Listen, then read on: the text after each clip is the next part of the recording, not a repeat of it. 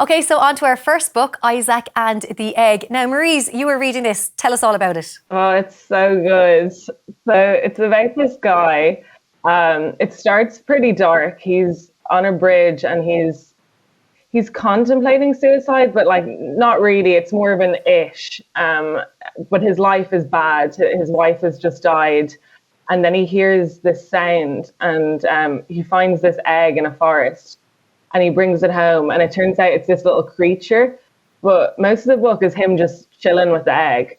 But it's so sweet, and the book just like perfectly encapsulates grief. Like it's so sad and meaningful, and it's all done through like him eating beans with the egg and trying to teach the egg how to speak English and stuff. It kind of reminds me of, you know that film Her, where the guy was in love with his operating system? So it was a weird story, but it like perfectly encapsulated the human experience of like searching for connection. I feel like this book does that for grief. It's just it just pinpoints it exactly. It's like heartbreaking to read, but it's such a beautiful story. It's so sweet. And did it take you long to read the book? No, I read the book in probably like 2 days. When I started it, I was like, I'm not going to finish this in a while.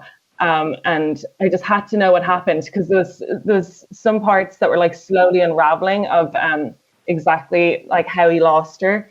So it was not a suspense book at all, but there was suspense in it that kept me going. And I just like got into the guy's world. Like I was looking at eggs, scrambling them this morning, being like, what am I? I'm breaking some potential here. These guys could be something. I just totally got into the world of him and this little egg. Well, I think when a book brings that into reality, I think, that's a sign of a good book as well. Like you contemplating your breakfast this morning.